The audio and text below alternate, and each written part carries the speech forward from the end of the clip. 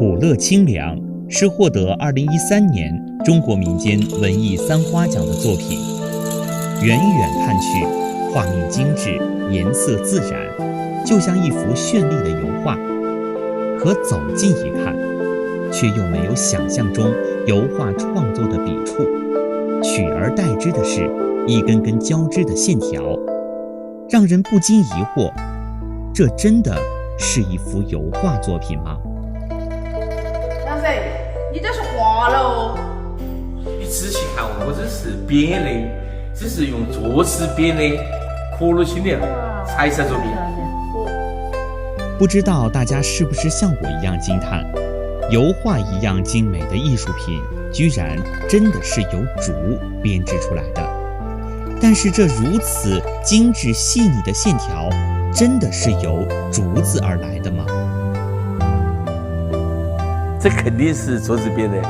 这个竹子在选的时候还特别要注意它的实验，如果选得太老了，不会让人透明柔软，还有拉力强、韧性好的结果。在分丝的时候要做到结细，像头发丝一样结细的，才能够做成这样子的结果。把坚韧的竹变成如发丝一般纤细、均匀的竹丝，想象一下，我们竹编匠人的手有多么巧，他们是怎样做到的呢？为了把竹丝变得更细、更柔软、更好，那么我们发明了排针。这个排针起了极重要的作用，把这个丝质飞得非常均匀。排针放在上面过后，然后用我们的手拉住它，这是松开，这个竹丝就全部做了。看来巧手也要配巧具。面对这么细的竹丝，我们陈大师又是怎样来编织的呢？这么细的竹丝，我们用手这么一把它剪不起来，用针挑那要滑动，用刀子挑它也要滑动，所以我发明了第二种编织的工具，这个叫做钩针。像这里挑的时候，一丝一丝的挑起来，它就非常方便。钩针能够让细细的竹丝在匠人们的手中来去自如，而要完成一幅佳作，还需要匠人们十足的耐心，在一钩一拉之间编织出精微的艺术。